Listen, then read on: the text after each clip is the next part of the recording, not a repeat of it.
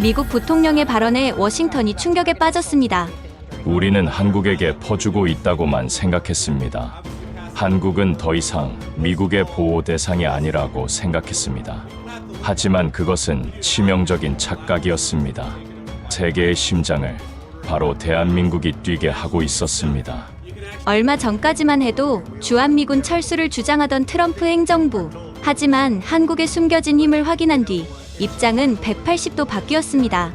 뉴욕타임스, CNN, 월스트리트저널까지 앞다투어 특집 기사를 쏟아내는 지금, 도대체 미국은 왜 한국을 절대 포기할 수 없게 된 걸까요?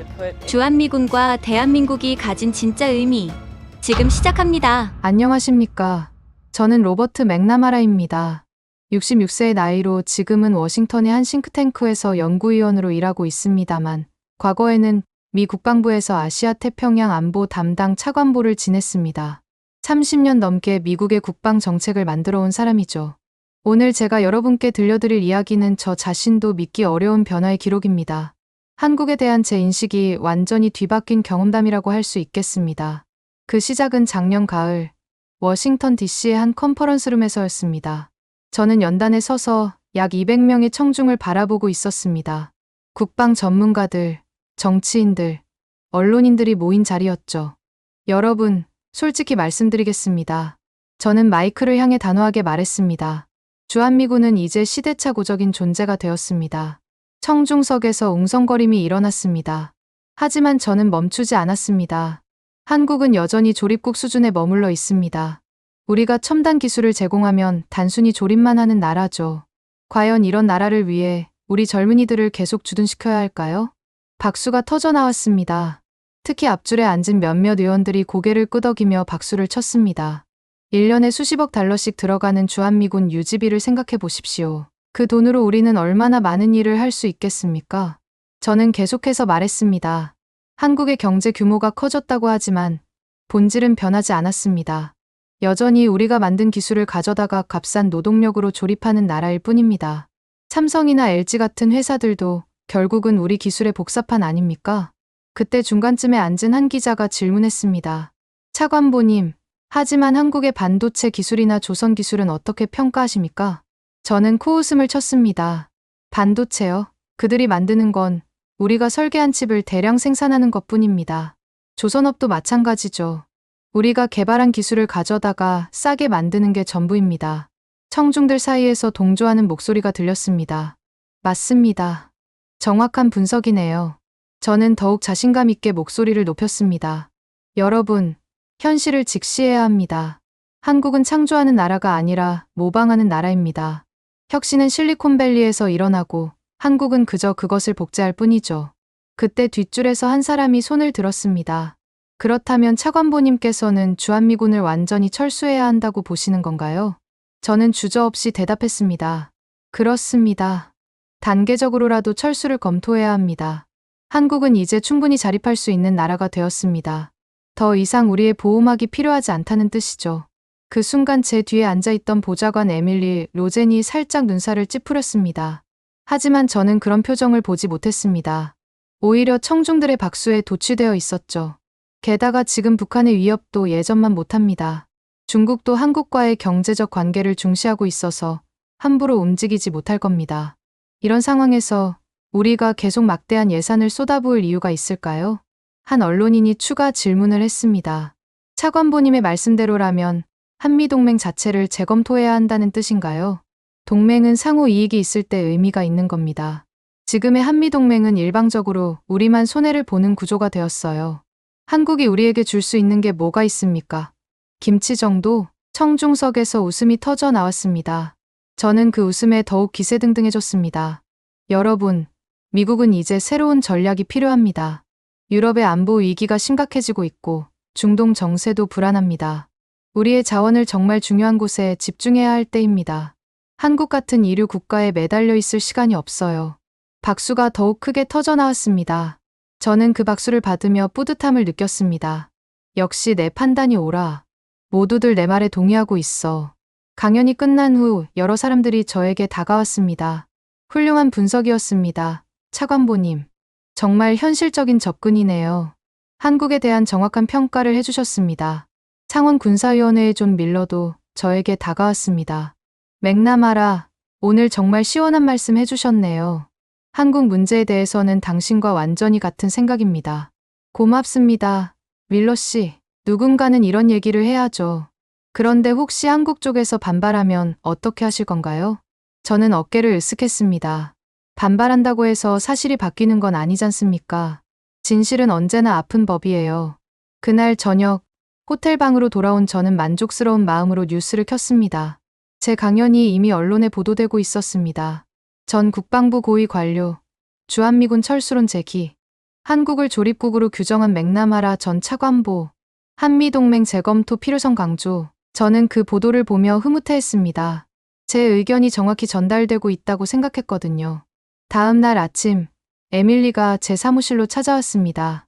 얼굴이 상당히 심각해 보였습니다. 맥나마라 박사님, 어제 강연에 대해 말씀드릴 게 있습니다. 무슨 일인가?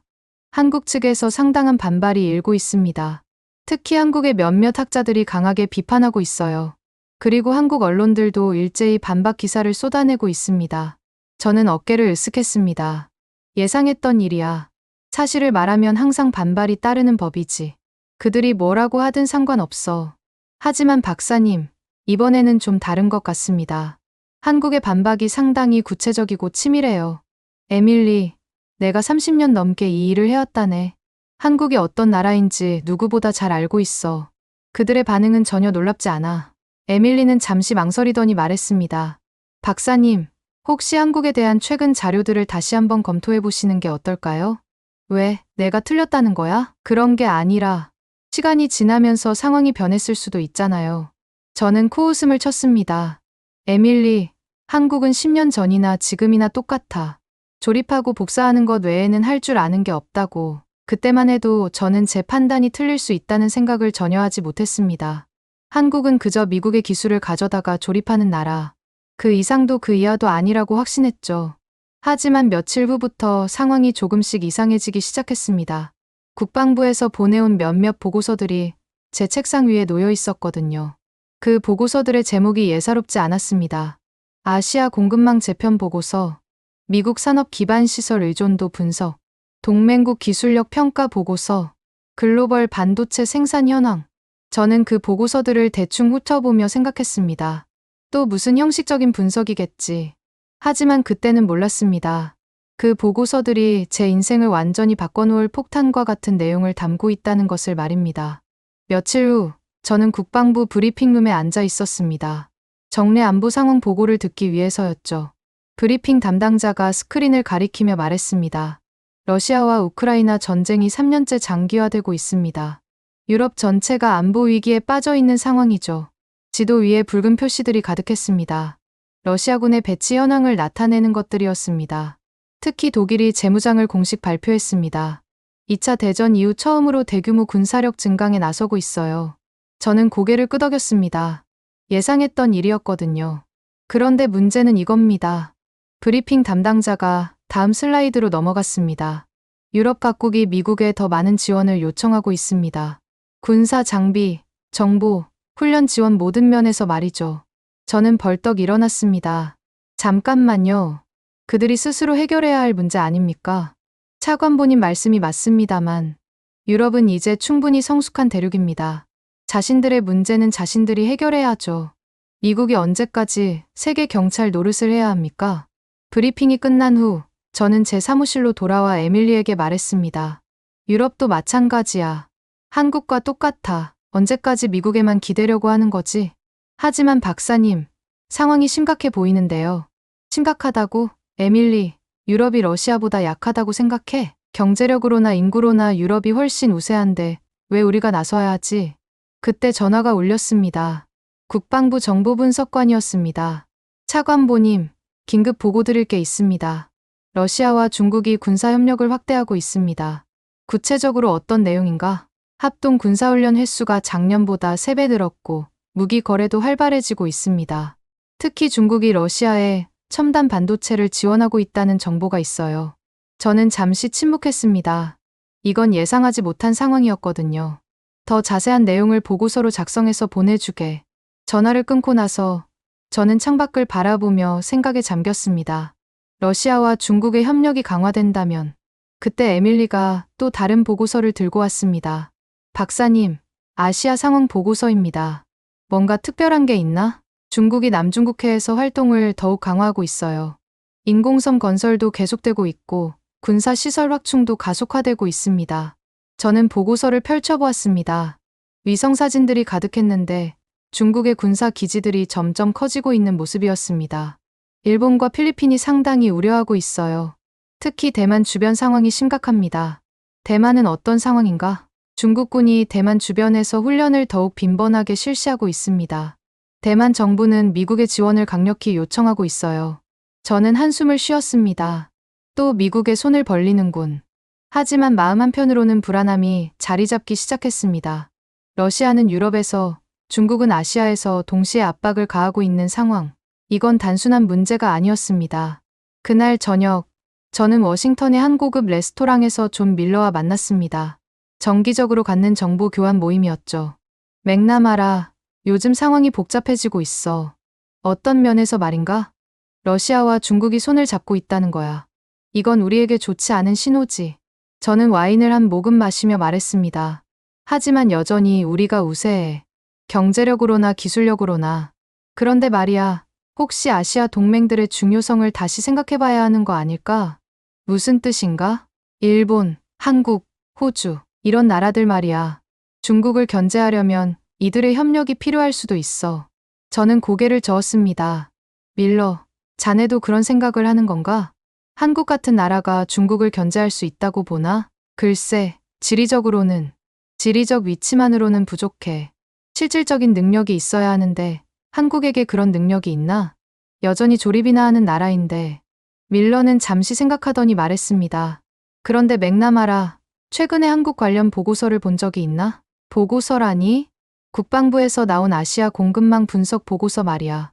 꽤 흥미로운 내용이 있더군. 저는 관심이 없다는 듯 말했습니다. 또 무슨 과장된 분석이겠지. 한국을 실제보다 크게 평가하는 보고서들이 종종 있어. 하지만 이번에는 좀 다른 것 같던데. 밀러, 자네도 한국에 대한 환상을 갖고 있는 건 아니겠지? 현실을 직시해야 해. 한국은 그저 우리의 하청업체일 뿐이야. 그날 밤, 집으로 돌아온 저는 서재에 앉아 국제 정세를 다시 한번 정리해 보았습니다. 유럽에서는 러시아가 압박하고 있고 아시아에서는 중국이 팽창하고 있습니다. 두 정면에서 동시에 도전을 받고 있는 상황이었죠. 하지만 여전히 미국이 우세해. 저는 스스로에게 말했습니다. 우리에게는 세계 최고의 기술이 있고 최강의 군사력이 있어. 그런데 왜 마음이 불안할까요? 뭔가 놓치고 있는 게 있는 건 아닐까요? 그때 제 시선이 책상 위의 보고서들로 향했습니다. 며칠 전에 받았지만 아직 제대로 읽지 않은 것들이었습니다. 아시아 공급망 재편 보고서, 미국 산업 기반 시설 의존도 분석. 내일 시간 날 때 한번 봐야겠군. 하지만 그때까지도 저는 그 보고서들이 제게 어떤 충격을 줄지 전혀 예상하지 못했습니다. 단순히 형식적인 분석 정도로만 생각했거든요. 다음 날 아침, 에밀리가 급하게 제 사무실로 뛰어왔습니다. 박사님, 큰일 났어요. 무슨 일인가? 워싱턴 포스트에서 특종 기사를 냈어요. 주한미군 감축 검토에 관한 내용입니다. 저는 신문을 받아보았습니다. 헤드라인이 눈에 들어왔습니다. 미 국방부, 주한미군 감축 검토 중. 이게 사실인가? 아직 확인되지 않았어요. 하지만 박사님의 며칠 전 발언과 연결해서 보도하고 있어요. 저는 기사를 자세히 읽어보았습니다. 제 이름이 여러 번 언급되고 있었고, 제 발언들이 인용되고 있었습니다. 훌륭하군. 저는 만족스럽게 말했습니다. 드디어 현실적인 논의가 시작되는 것 같아. 하지만 에밀리의 표정은 밝지 않았습니다. 박사님, 이게 좋은 일일까요? 왜 좋지 않다는 거야? 한국 측의 반응이 상당히 격렬할 것 같은데요. 저는 어깨를 으쓱했습니다. 그들이 어떻게 반응하든 상관없어. 중요한 건 미국의 국익이야. 그런데 그날 오후부터 상황이 급변하기 시작했습니다.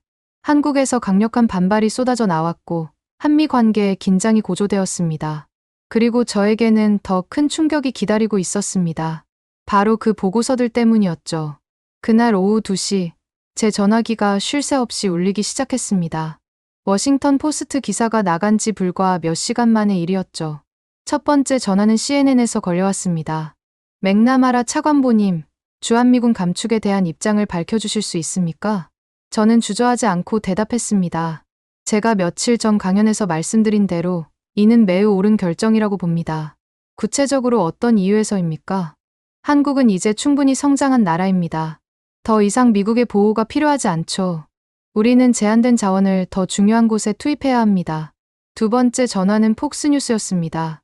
차관보님께서는 한국을 조립국이라고 표현하셨는데 이에 대해 부연 설명해 주시겠습니까? 사실을 말한 것뿐입니다.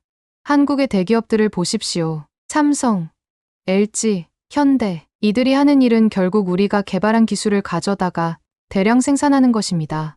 하지만 한국 측에서는 강력히 반발하고 있는데요. 반발한다고 해서 사실이 바뀌는 건 아닙니다. 진실은 때로 받아들이기 어려운 법이죠. 세 번째 전화는 월스트리트 저널이었습니다. 기자는 더욱 직접적으로 물어봤습니다. 차관보님, 혹시 한국의 경제적 기여도나 기술력을 과소평가하고 계신 것은 아닙니까? 저는 단호하게 답했습니다. 과소평가라니요. 오히려 그동안 과대평가되어 왔다고 봅니다. 한국이 미국에 제공할 수 있는 실질적 가치가 무엇인지 냉정히 평가해야 할 때입니다. 그날 저녁 뉴스에서는 제 인터뷰가 계속 방송되었습니다. 저는 그 모습을 보며 뿌듯함을 느꼈습니다.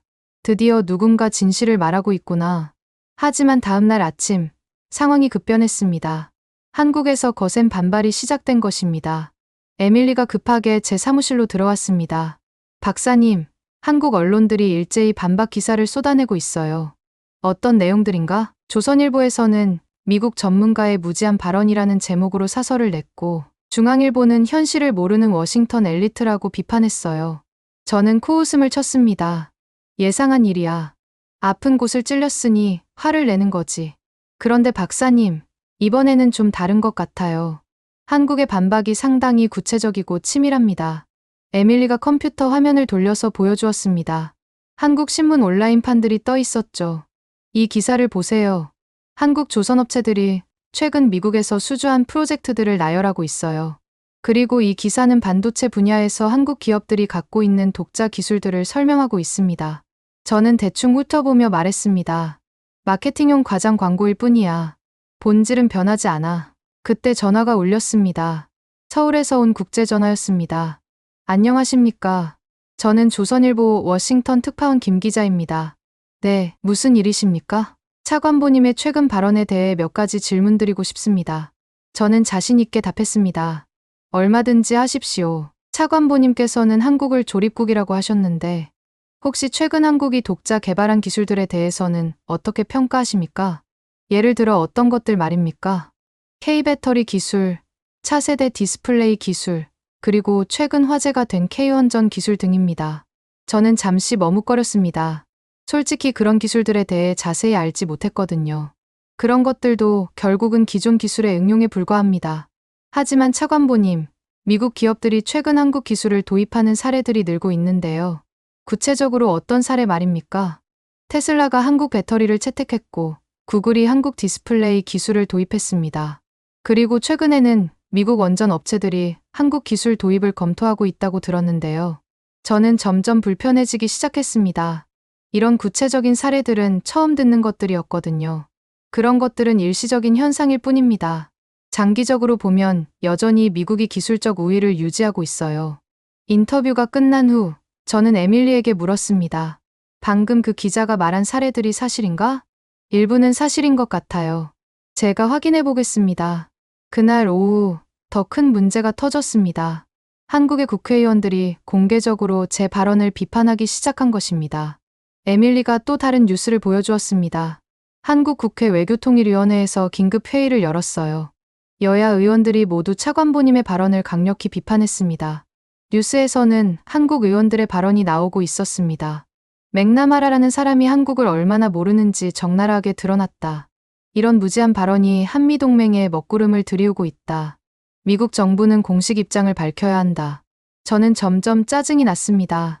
저들이 아무리 떠들어도 사실은 바뀌지 않아. 그런데 그때 더 충격적인 소식이 들려왔습니다. 미국 국방부가 공식 성명을 발표한 것입니다. 에밀리가 급하게 뛰어와서 말했습니다. 박사님, 국방부에서 공식 발표했어요. 뭐라고? 주한미군 철수 계획은 전혀 없다고 명확히 밝혔습니다. 그리고 한미동맹의 중요성을 재확인한다고 했어요. 저는 당황했습니다. 이건 예상하지 못한 일이었거든요. 누가 그런 결정을 내린 거야? 국방장관이 직접 브리핑했어요. 기자들 앞에서 주한미군은 인도태평양 지역 안보의 핵심 축이라고 강조했습니다. 저는 머리가 복잡해졌습니다. 제 발언과 정부의 공식 입장이 정면으로 충돌한 상황이었죠. 그날 저녁, 존 밀러에게서 전화가 왔습니다. 맥나마라, 좀 곤란한 상황이 됐네. 어떤 면에서? 국방부가 공식적으로 당신 입장을 부정했잖아. 이제 어떻게 할 건가? 저는 한숨을 쉬었습니다. 내 개인적 견해를 표명한 것뿐이야. 잘못된 게 없어. 하지만 언론들이 당신을 정부 대변인처럼 다뤘잖아. 그건 언론의 문제지. 내 책임은 아니야. 하지만 마음속으로는 불안함이 커지고 있었습니다. 정말 제가 틀린 건 아닐까요? 그때 에밀리가 중요한 말을 했습니다.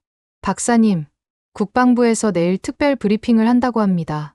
무슨 내용인가? 한국 관련 최신 정보를 공개한다고 해요. 박사님도 참석하시라고 하더군요. 저는 잠시 생각했습니다. 국방부가 무슨 자료를 가지고 있길래 특별 브리핑까지 하는 거지? 그날 밤, 저는 잠들기 전까지 계속 생각했습니다. 혹시 제가 놓친 게 있는 건 아닐까요? 한국에 대해 모르는 부분이 있는 건 아닐까요? 하지만 여전히 확신했습니다. 아니야. 내가 30년 넘게 이 일을 해왔는데 한국 정도는 충분히 파악하고 있어. 그런데 다음날 국방부 브리핑에서 제가 듣게 된 내용은 정말 상상도 못한 충격적인 것들이었습니다. 다음날 오전 9시, 저는 국방부 펜타곤의 특별 브리핑룸에 앉아 있었습니다. 평소보다 훨씬 많은 사람들이 모여 있었죠. 국방부 고위 관료들, 의회 관계자들, 그리고 몇몇 싱크탱크 연구원들까지. 브리핑 담당자는 해군 제독이었습니다. 존 해리슨 제독이 연단에 올라서며 말했습니다. 오늘은 최근 논란이 된 한국 관련 이슈에 대해 정확한 정보를 제공하고자 합니다. 저는 팔짱을 끼고 앉았습니다. 또 무슨 형식적인 발표를 하려는 건가? 첫 번째로 말씀드릴 것은 미국 조선업계의 현황입니다. 크린의 필라델피아 조선소 사진이 나타났습니다. 낡고 녹슨 시설들이 보였죠. 여러분, 이 조선소는 작년까지 폐쇄 위기에 있었습니다. 미 해군이 필요로 하는 함정을 제때 건조하지 못해서 말입니다. 해리슨 제독이 다음 슬라이드로 넘어갔습니다. 이 조선소는 1960년대부터 미 해군 함정을 건조해왔습니다. 하지만 최근 10년간 납기 지연이 계속되었고 품질 문제도 심각했습니다. 저는 관심 없다는 듯 시계를 보았습니다. 이런 얘기를 왜 하는 거지? 그런데 작년 말 상황이 완전히 바뀌었습니다. 새로운 사진이 나타났습니다. 같은 조선소였지만 완전히 달라 보였습니다. 최첨단 장비들과 깔끔하게 정리된 시설들이 보였죠. 한국의 한진중공업이 이 조선소를 인수했습니다. 그리고 불과 6개월 만에 이런 변화를 만들어냈습니다. 저는 몸을 앞으로 기울였습니다. 뭔가 이상했거든요. 더 놀라운 것은 이겁니다. 해리슨 제독이 새로운 자료를 보여주었습니다. 우리가 20년 동안 못 만들었던 차세대 구축함의 핵심 부품을 한국 기술로 완성했습니다. 잠깐만요. 저는 손을 들고 말했습니다. 그게 무슨 뜻입니까? 맥나마라 차관보님, 구체적으로 설명드리겠습니다. 미 해군이 개발 중인 DDG-1000 차세대 구축함의 추진 시스템 말입니다.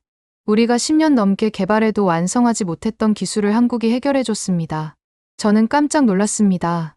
한국이 우리보다 앞선 기술을 가지고 있다는 말입니까? 정확히는 우리와 다른 접근 방식입니다. 하지만 결과적으로는 우리가 원하던 성능을 달성했습니다. 브리핑룸 안이 조용해졌습니다. 모든 사람들이 집중하고 있었죠. 해리슨 제독이 계속 말했습니다. 이제 두 번째 주제로 넘어가겠습니다. 미국의 AI 산업과 전력 공급 문제입니다. 새로운 그래프가 나타났습니다. 미국 전역의 전력 소비량을 보여주는 것이었습니다. 여러분도 아시다시피 AI 데이터 센터의 전력 소비량이 급격히 증가하고 있습니다. 구글, 아마존, 마이크로소프트 모두 엄청난 전력을 필요로 하고 있죠. 저는 여전히 이해할 수 없었습니다. 이게 한국과 무슨 관계가 있다는 거지? 문제는 우리의 전력 공급 능력이 한계에 도달했다는 것입니다. 특히 안정적이고 대용량의 전력 공급이 필요한데 이를 해결할 방법이 많지 않습니다. 다음 슬라이드가 나왔습니다. 한국의 원자력 발전소 사진이었습니다. 한국의 원전 기술이 이 문제의 해답이 될 수 있습니다. 저는 벌떡 일어났습니다. 제독, 잠깐만요. 원전 기술은 우리가 훨씬 앞서지 않습니까? 과거에는 그랬습니다. 하지만 지금은 상황이 다릅니다. 해리슨 제독이 새로운 자료를 보여주었습니다. 한국이 개발한 APR- 원전은 안전성과 효율성에서 세계 최고 수준입니다. 더 중요한 것은 건설 기간과 비용 면에서도 우리보다 훨씬 뛰어나다는 점입니다. 구체적으로 어떤 차이가 있습니까? 우리가 원전 하나를 짓는데 15년이 걸린다면 한국은 5년이면 완성합니다. 비용도 우리의 절반 수준이죠. 저는 충격을 받았습니다. 이런 사실을 전혀 몰랐거든요. 그리고 이것이 가장 중요한 부분입니다. 해리슨 제독이 마지막 슬라이드를 보여주었습니다. 현재 미국의 주요 AI 기업들이 한국 원전 기술 도입을 적극 검토하고 있습니다. 누구 말입니까? 구글, 아마존, 마이크로소프트 모두입니다. 이들이 계획하고 있는 차세대 AI 데이터 센터는 한국 원전 없이는 불가능합니다. 저는 말문이 막혔습니다. 이게 말이 되나? 미국의 AI 산업이 한국에 의존한다고? 브리핑이 계속되었습니다. 이번에는 다른 관계자가 나왔습니다. 상무부 산업분석관이었죠. 이제 반도체 분야에 대해 말씀드리겠습니다. 또 다른 충격적인 자료가 나타났습니다. 글로벌 반도체 생산 현황을 보여주는 그래프였습니다. 현재 세계 메모리 반도체의 70%를 한국이 생산하고 있습니다. 삼성과 SK하이닉스가 전 세계 시장을 장악하고 있죠. 하지만 그건 단순 생산 아닙니까? 저는 반박했습니다. 설계는 우리가 하는 거 아닌가요? 그렇지 않습니다. 차관보님, 분석관이 새로운 자료를 보여주었습니다. 최근 한국 기업들이 독자 개발한 기술들입니다. 화면에 복잡한 기술 명세서들이 나타났습니다. 3D 낸드 플래시 기술, HBM 고대역폭 메모리 기술, 그리고 차세대 파운드리 공정 기술까지. 이런 기술들이 얼마나 중요한지 아십니까? 저는 대답할 수 없었습니다. 솔직히 그런 기술들에 대해 잘 모르거든요. 애플의 아이폰, 테슬라의 자동차, 엔비디아의 AI 칩, 분석관이 계속 설명했습니다. 이 모든 제품들이 한국 반도체 없이는 만들어질 수 없습니다. 저는 점점 당황스러워졌습니다. 이게 정말 사실인가? 그때 해리슨 제독이 마지막 폭탄을 터뜨렸습니다. 마지막으로 가장 중요한 사실을 말씀드리겠습니다. 새로운 그래프가 나타났습니다. 미국과 한국의 경제적 상호의존도를 보여주는 것이었습니다. 현재 미국 경제의 핵심 산업들이 한국에 의존하고 있습니다. 반도체, 배터리, 디스플레이, 조선, 원전. 만약 한국과의 협력이 중단된다면 어떻게 될까요? 제독이 시뮬레이션 결과를 보여주었습니다. 미국의 AI 산업은 치명타를 입을 것이고 자동차 산업도 마비될 것입니다. 스마트폰 생산도 불가능해지죠. 저는 충격에 빠졌습니다. 이런 일이 가능한가? 미국이 한국에 이렇게 의존하고 있다고? 브리핑이 끝난 후 저는 멍하니 앉아 있었습니다. 지난 30년간 제가 알고 있던 한국과는 완전히 다른 모습이었거든요. 에밀리가 제 옆에 와서 말했습니다. 박사님, 어떻게 생각하세요? 저는 한동안 말을 할 수 없었습니다. 머릿속이 너무 복잡했거든요. 정말 한국이 이런 나라였나? 내가 그동안 뭘 놓치고 있었던 거지? 그날 저녁, 저는 혼자 사무실에 남아 브리핑 자료들을 다시 살펴보았습니다. 하나하나 뜯어보니 모든 데이터가 구체적이고 검증 가능한 것들이었습니다. 특히 충격적이었던 것은 이 문장이었습니다. 한국 없이는 미국의 미래 성장 동력인 AI 산업이 불가능하다. 저는 고개를 떨구었습니다. 내가 그동안 얼마나 무지했던 걸까? 하지만 여전히 마음 한편으로는 인정하기 어려웠습니다. 30년간 믿어왔던 신념이 하루아침에 무너질 수는 없었거든요. 그때 제 휴대폰이 울렸습니다. 존 밀러에게서 온 문자였습니다. 맥나마라, 오늘 브리핑 어땠나? 좀 충격적이지 않았나? 저는 답장을 보냈습니다. 아직 다 검토해봐야겠어. 너무 성급하게 판단하면 안 되니까. 하지만 마음속으로는 알고 있었습니다.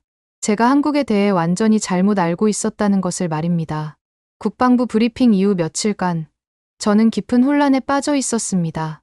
30년간 확신했던 제 판단이 흔들리기 시작했거든요. 그런데 설상가상으로 새로운 문제가 터졌습니다. 중국에서 한국을 겨냥한 공세가 시작된 것입니다. 그날 아침, 에밀리가 급하게 제 사무실로 뛰어왔습니다. 박사님, 중국 언론들이 일제히 한국을 공격하고 있어요. 어떤 내용인가? 에밀리가 컴퓨터 화면을 보여주었습니다. 중국 관영 언론인 글로벌타임스 기사였습니다. 한국은 미국의 꼭두각시에 불과하다라는 제목의 사설이에요. 한국이 독자적 기술력을 갖고 있다는 주장을 정면으로 반박하고 있습니다. 저는 기사를 자세히 읽어보았습니다. 상당히 치밀하고 구체적인 내용이었습니다. 한국의 소위 첨단 기술은 모두 미국과 일본 기술의 짜깁기에 불과하다. 삼성의 반도체도 미국 장비와 일본 소재 없이는 만들 수 없다. 에밀리가 계속 설명했습니다. 중국 CCTV에서도 특집 방송을 내보냈어요.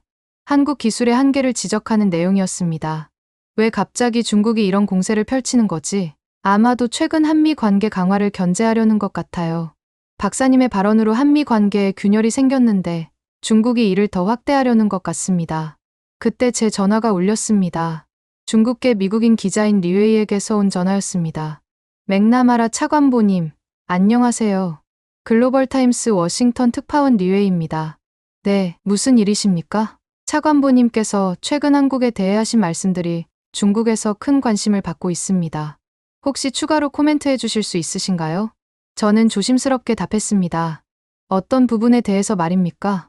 한국이 조립국이라고 하신 부분 말입니다. 중국 전문가들도 같은 견해를 갖고 있거든요. 글쎄요. 차관보님, 솔직히 말씀해 주세요. 한국이 정말 미국에게 도움이 되는 나라라고 생각하십니까? 저는 잠시 망설였습니다. 최근 브리핑에서 들은 내용들이 머릿속을 스쳐갔거든요. 그건 복잡한 문제입니다. 하지만 차관보님께서 처음에 하신 말씀이 정확하지 않습니까? 한국은 여전히 기술 종속국이라고 보시는 거죠? 리웨이 씨, 저는 지금 상황을 재평가하고 있습니다. 전화를 끊고 나서 저는 불안함을 느꼈습니다. 중국이 제 발언을 이용해서 한미 관계를 이간질하려는 게 분명했거든요. 그날 오후 워싱턴의 친중 인사들이 움직이기 시작했습니다. 존 밀러가 제게 전화를 걸어왔습니다. 맥나마라, 중국 얘기 들었나? 무슨 얘기? 중국 측에서 우리에게 비공식 메시지를 보냈어. 한국 의존을 줄이고 중국과의 협력을 확대하자는 내용이야. 저는 깜짝 놀랐습니다. 그게 무슨 뜻인가? 간단해. 한국 기술에 의존하느니 중국과 협력하자는 거지. 중국이 더 큰 시장이고 더 많은 기회를 제공할 수 있다는 논리야. 하지만 중국은 우리의 경쟁국 아닌가? 맥나마라, 너무 이분법적으로 생각하지 마. 경쟁과 협력은 동시에 가능해. 중국도 우리와 상생하고 싶어하는 분야가 있어. 저는 혼란스러웠습니다. 중국의 제안이 일리가 있어 보이기도 했거든요. 그날 저녁, 저는 한국계 미국인 자문관 박서윤 박사와 만나기로 했습니다. 에밀리가 주선한 만남이었죠. 워싱턴 DC의 한 호텔 로비에서 박서윤 박사를 만났습니다. 45세 정도로 보이는 차분하고 지적인 인상의 여성이었습니다. 안녕하세요, 차관보님. 박서윤입니다. 네, 만나서 반갑습니다. 차관보님께서 최근 한국에 대해 여러 말씀을 하셨다고 들었습니다. 저는 조금 민망했습니다. 그런데 박사님은 어떤 일을 하십니까? 저는 대통령실에서 안보와 에너지 융합 정책을 자문하고 있습니다. 특히 한미 에너지 협력 분야가 제 전문 영역이죠. 에너지 협력이라니요? 박서윤 박사가 차분하게 설명하기 시작했습니다. 차관보님, 혹시 미국의 AI 산업이 얼마나 많은 전력을 소비하는지 아십니까?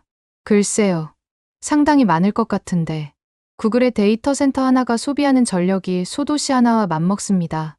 아마존, 마이크로소프트까지 합치면 어마어마한 양이죠. 저는 고개를 끄덕였습니다. 문제는 이런 전력을 안정적으로 공급할 수 있는 방법이 많지 않다는 겁니다. 태양광이나 풍력은 불안정하고 화력 발전은 환경 문제가 있죠. 그럼 원자력 발전이 답이겠네요. 맞습니다. 하지만 미국의 원전 기술로는 한계가 있어요. 박서윤 박사가 태블릿을 꺼내서 보여주었습니다. 이걸 보세요. 미국이 원전을 하나 짓는데 걸리는 시간과 비용입니다. 그래프를 보니 정말 충격적이었습니다. 평균 15년, 비용은 200억 달러 이상이었습니다. 반면 한국은 어떨까요? 새로운 그래프가 나타났습니다. 5년, 60억 달러입니다. 저는 말문이 막혔습니다. 이런 차이가 날 수 있나요? 기술력과 경험의 차이입니다.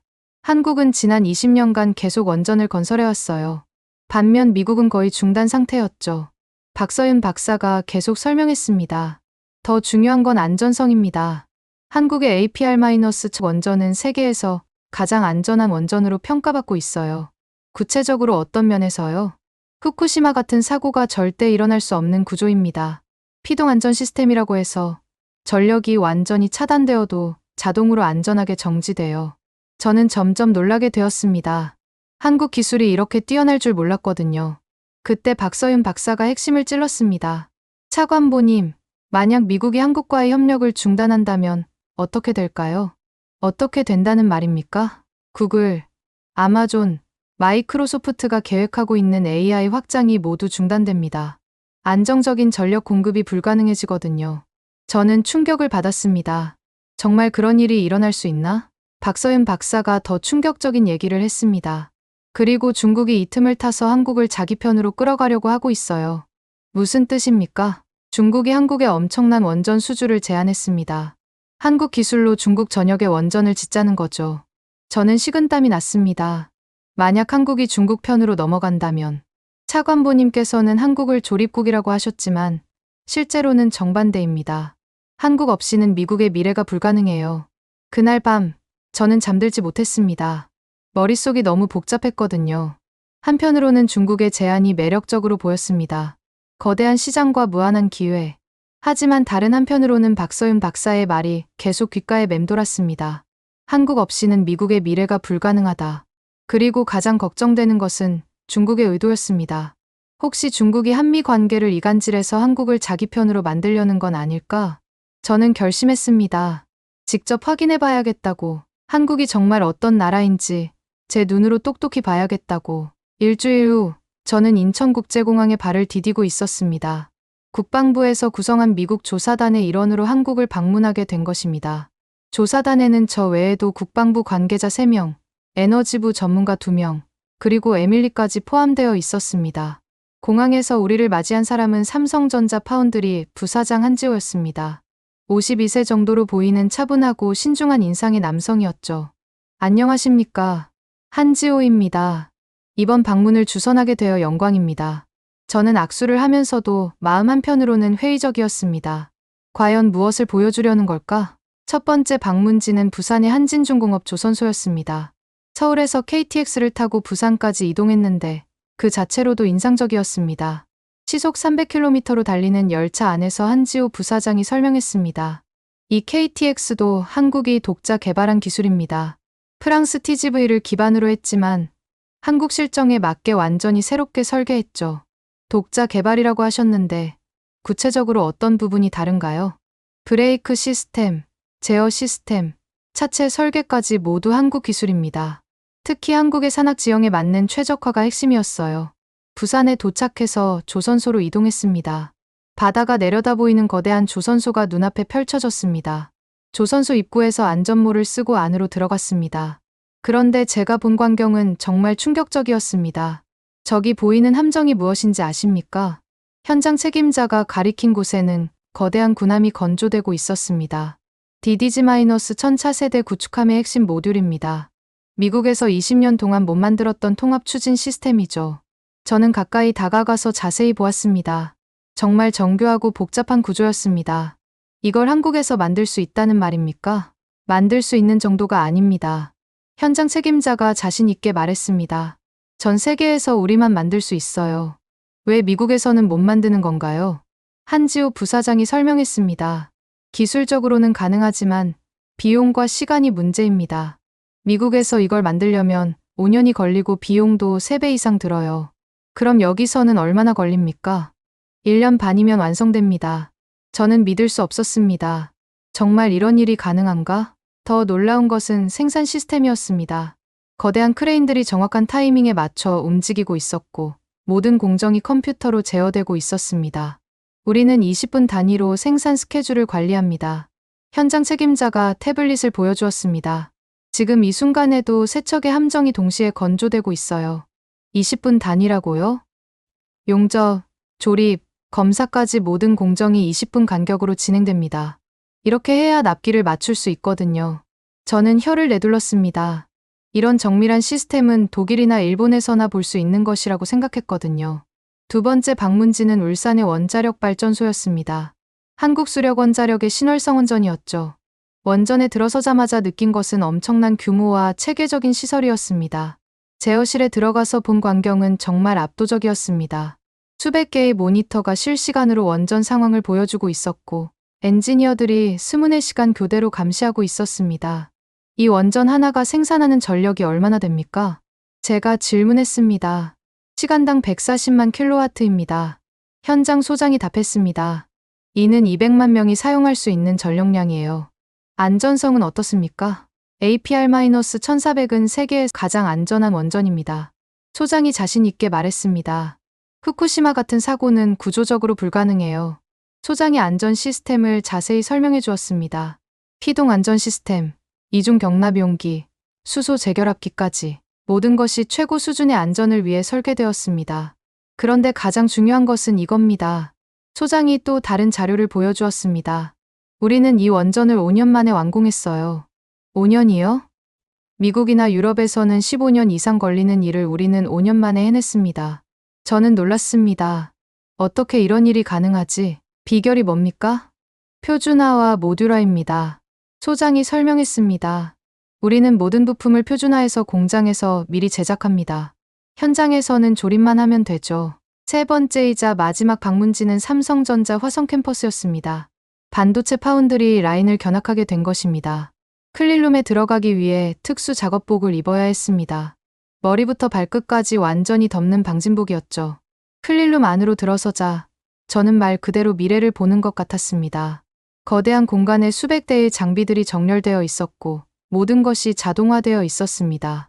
이곳에서 세계 최첨단 반도체를 생산합니다. 한지호 부사장이 설명했습니다. 3나노미터 공정으로 만드는 칩들이죠. 3나노미터라니요? 현재 양산 가능한 가장 미세한 공정입니다. 전 세계에서 우리와 TSMC만 할 수 있어요. 저는 장비들을 자세히 보았습니다. 정말 복잡하고 정밀한 기계들이었습니다. 이 장비들은 어디서 만든 건가요? 네덜란드 ASML에서 만든 EUV 장비입니다. 하지만 이걸 운영하는 기술은 우리가 독자 개발한 거예요. 독자 개발이라니요? 같은 장비라도 어떻게 운영하느냐에 따라 결과가 완전히 달라집니다. 우리는 20년간 축적한 노하우로 세계 최고 수율을 달성했어요. 한지호 부사장이 핵심을 말했습니다. 차관보님, 한국은 더 이상 조립국이 아닙니다. 저는 깜짝 놀랐습니다. 제 발언을 정확히 알고 있었던 것입니다. 우리는 이제 창조하는 나라입니다. 세계 최고의 기술을 개발하고 혁신을 이끌어가는 나라죠. 그 순간 저는 깨달았습니다. 제가 얼마나 큰 실수를 했는지를.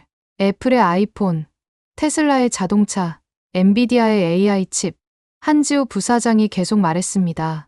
이 모든 것들이 여기서 만들어진 반도체 없이는 존재할 수 없어요. 저는 할 말을 잃었습니다. 정말 충격적인 사실이었거든요. 그리고 가장 중요한 것은 이겁니다. 한지호 부사장이 마지막 말을 했습니다. 만약 한국이 없다면 미국의 AI 혁명도 없습니다. 그날 밤 서울의 호텔에서 저는 혼자 생각에 잠겼습니다. 하루 종일 본 것들이 머릿속을 맴돌았습니다. 20분 단위로 돌아가는 조선소, 5년 만에 완공되는 원전, 세계 최첨단 반도체 공장.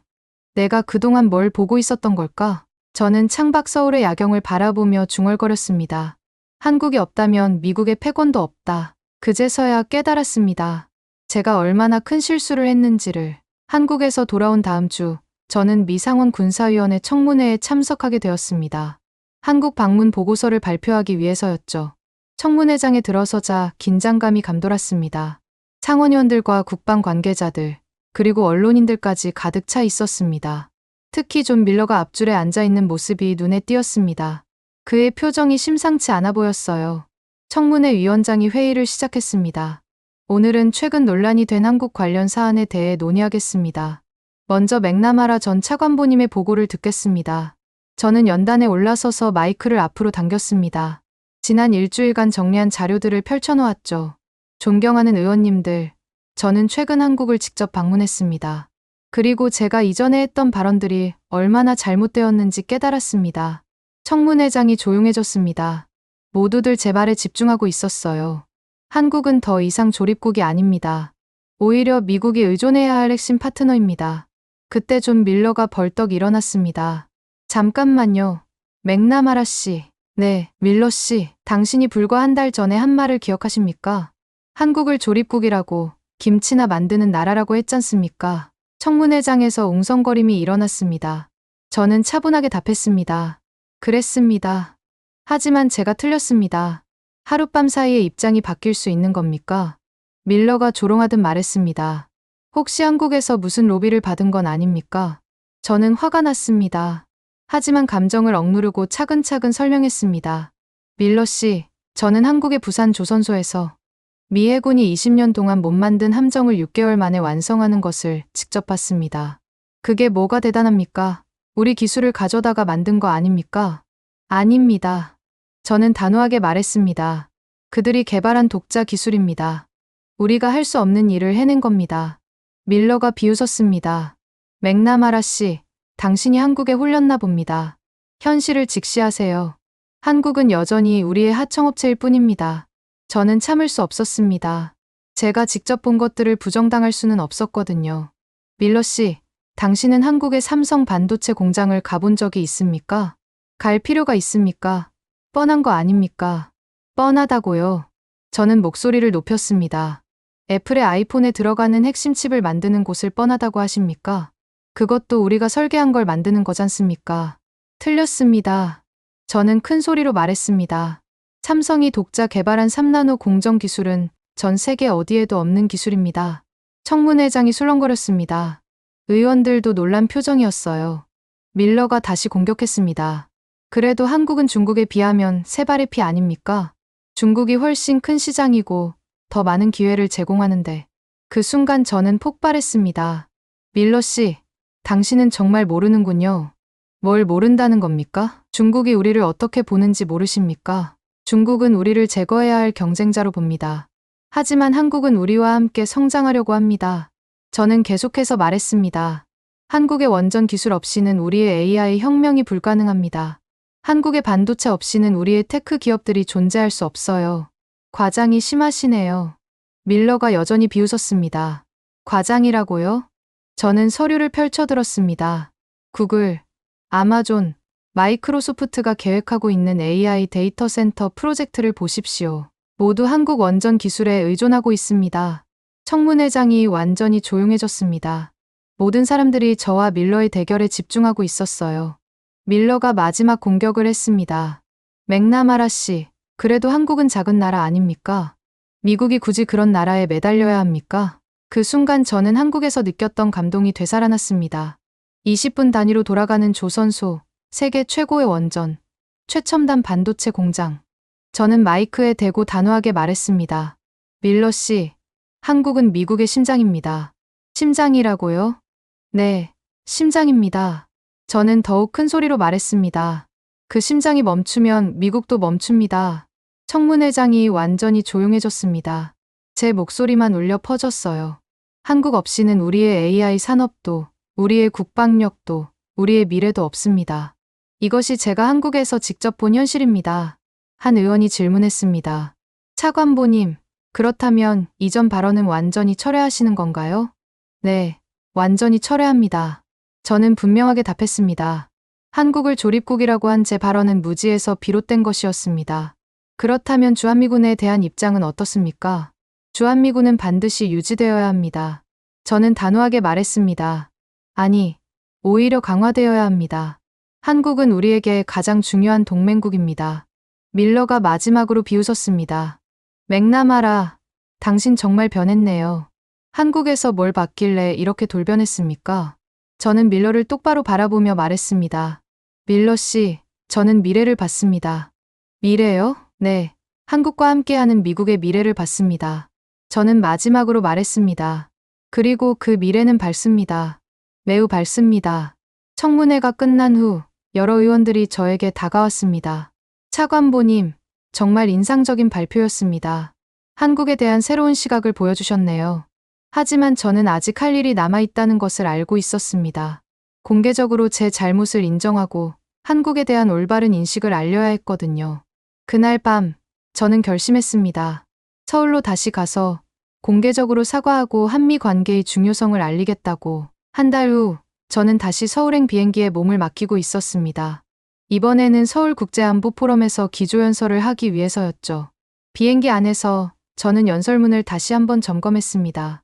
제 인생에서 가장 중요한 연설이 될 것 같았거든요. 인천공항에 도착했을 때 한국 언론들이 몰려 있었습니다. 맥나마라 전 차관보님, 이번 방문 목적이 무엇입니까? 이전 발언에 대해 사과하실 건가요? 저는 간단히 답했습니다. 내일 포럼에서 모든 것을 말씀드리겠습니다. 다음 날 아침, 서울 시내의 그랜드 하얏트 호텔 컨벤션 센터에 도착했습니다. 서울국제안보 포럼 2025라는 현수막이 걸려 있었어요. 포럼장에는 한국의 정치인들, 학자들, 그리고 각국 외교관들이 모여 있었습니다. 약 500명 정도의 청중이었죠. 특히 앞줄에는 한국의 국방부 장관과 외교부 장관도 앉아 있었습니다. 그들의 표정은 상당히 진지해 보였어요. 사회자가 저를 소개했습니다. 이제 로버트 맥나마라 전 미 국방부 차관보님의 기조연설을 듣겠습니다. 저는 연단에 올라서서 청중들을 바라보았습니다. 한 달 전만 해도 이 나라를 무시했던 제 자신이 부끄러웠습니다. 존경하는 여러분, 먼저 깊은 사과의 말씀부터 드리겠습니다. 포럼장이 조용해졌습니다. 모든 사람들이 제 말에 집중하고 있었어요. 저는 한 달 전 이 위대한 나라를 모독하는 발언을 했습니다. 한국을 조립국이라고, 김치나 만드는 나라라고 했습니다. 청중석에서 웅성거림이 일었습니다. 하지만 저는 틀렸습니다. 완전히, 철저히 틀렸습니다. 저는 목소리에 힘을 주어 말했습니다. 저는 한국을 무시했던 미국 관료였습니다. 30년간 이 일을 해왔으면서도 한국의 진정한 모습을 보지 못했습니다. 제가 본 것은 20년 전의 한국이었습니다. 하지만 진짜 한국은 완전히 달랐습니다. 저는 지난 한 달간 준비한 자료들을 보여주기 시작했습니다. 부산의 조선소에서 저는 미래를 봤습니다. 20분 단위로 돌아가는 정밀한 생산 시스템. 미 해군이 20년 동안 못 만든 함정을 6개월 만에 완성하는 기술력. 청중들의 표정이 바뀌기 시작했습니다. 처음에는 의구심 어린 눈빛이었는데 점점 관심을 보이고 있었어요. 울산의 원자력 발전소에서 저는 경이로움을 느꼈습니다. 세계에서 가장 안전하고 효율적인 원전. 미국이 15년 걸릴 일을 5년 만에 해내는 놀라운 기술력. 저는 계속해서 말했습니다. 그리고 화성의 삼성 반도체 공장에서 저는 깨달았습니다. 한국이 더 이상 따라가는 나라가 아니라 앞서가는 나라라는 것을. 그때 한 기자가 질문했습니다. 차관보님, 그렇다면 미국에게 한국은 어떤 의미입니까? 저는 잠시 침묵했습니다. 그리고 가슴 깊은 곳에서 우러나오는 말을 했습니다. 한국은 미국의 심장입니다. 포럼장이 완전히 조용해졌습니다. 미국의 AI 혁명, 우리의 기술 패권, 우리의 미래 성장 동력. 저는 목소리를 높여 말했습니다. 이 모든 것이 한국과 함께할 때만 가능합니다. 구글의 AI, 테슬라의 전기차, 아마존의 클라우드. 저는 구체적인 예를 들었습니다. 이 모든 혁신의 뒤에는 한국의 기술이 있습니다. 한국 국방부 장관이 고개를 끄덕이고 있었습니다. 외교부 장관도 만족스러운 표정이었어요. 하지만 가장 중요한 것은 이것입니다. 저는 마지막 핵심을 말하기 시작했습니다. 한국은 단순한 기술 공급자가 아닙니다. 한국은 우리와 같은 가치를 공유하는 진정한 파트너입니다. 자유, 민주주의, 인권, 법치주의. 저는 감정이 복받쳐 올랐습니다. 이런 가치를 지키기 위해 함께 싸울 수 있는 나라는 많지 않습니다. 그때 또 다른 질문이 나왔습니다. 차관보님, 그렇다면 한미동맹에 대한 입장은 어떻습니까? 저는 주저하지 않고 답했습니다. 한미동맹은 21세기 가장 중요한 전략적 파트너십입니다. 주한미군 철수론을 제기하셨던 것과는 완전히 다른 입장이네요. 그렇습니다. 저는 완전히 잘못 생각했습니다. 저는 솔직하게 인정했습니다. 주한미군은 철수되어서는 안 됩니다. 오히려 더 강화되어야 합니다. 포럼장에서 박수가 터져 나왔습니다. 처음에는 몇 명이었지만 점점 더 많은 사람들이 박수를 쳤습니다. 저는 연설의 마지막 부분에 도달했습니다. 가장 중요한 메시지를 전할 시간이었어요. 존경하는 한국 국민 여러분, 그리고 전 세계 청중 여러분. 저는 깊은 숨을 쉬고 말했습니다. 저는 오늘 이 자리에서 분명히 선언합니다. 미국의 미래는 한국과 함께입니다. 박수가 더욱 커졌습니다. 한국 장관들도 일어서서 박수를 쳤어요.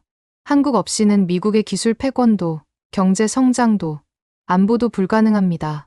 그리고 이것이 가장 중요합니다. 저는 마지막 메시지를 전했습니다. 한국은 더 이상 미국의 보호를 받는 나라가 아닙니다. 포럼장이 완전히 조용해졌습니다. 이제는 우리가 한국에 기대야 합니다. 한국의 기술에, 한국의 혁신에, 한국의 미래 비전에 기대해야 합니다. 폭풍 같은 박수가 터져 나왔습니다. 모든 사람들이 일어서서 박수를 쳤어요. 연설이 끝난 후 여러 사람들이 저에게 다가왔습니다. 한국 외교부 장관이 먼저 악수를 청했습니다. 차관보님, 정말 감동적인 연설이었습니다. 아닙니다. 늦었지만 진실을 말한 것뿐입니다. 한국 학자들과 기자들도 저에게 인사를 했습니다. 모두들 따뜻한 표정이었어요. 그날 저녁 서울의 한 호텔 옥상에서 저는 한강을 바라보며 서 있었습니다. 반짝이는 네온사인들과 현대적인 건물들이 한국의 발전을 보여주고 있었어요. 에밀리가 제 옆에 와서 말했습니다. 박사님, 오늘 정말 멋진 연설이었어요. 고마워, 에밀리. 하지만 이제 시작일 뿐이야. 무슨 뜻이세요? 저는 서울의 야경을 바라보며 속으로 다짐했습니다. 앞으로 한미 관계가 더욱 발전할 수 있도록 도와야지. 그때 제 휴대폰에 메시지가 왔습니다. 미국의 주요 언론들이 제 연설을 일제히 보도하고 있다는 소식이었어요. 전 미국 관료, 한국에서 완전 입장 선회, 한국은 미국의 심장이라고 선언, 한미동맹 강화 필요성 역설. 저는 미소를 지었습니다. 드디어 진실이 알려지기 시작한 것 같았거든요. 그날 밤, 잠들기 전에 저는 창밖 서울 하늘을 바라보며 마지막으로 중얼거렸습니다. 한국은 더 이상 미국의 보호 대상이 아니다. 이제는 우리가 한국에 기대해야 한다. 이것이 제가 한국에서 깨달은 가장 소중한 진실이었습니다. 그리고 앞으로 평생 잊지 않을 교훈이기도 했죠. 미래는 한국과 미국이 함께 만들어가는 것입니다. 그 미래가 얼마나 밝고 희망적인지 저는 이제 확신할 수 있습니다. 여러분은 지금 어디에서 이 이야기를 듣고 계신가요? 댓글로 적어주시면 감사드리겠습니다. 지금까지 감동을 더하다였습니다.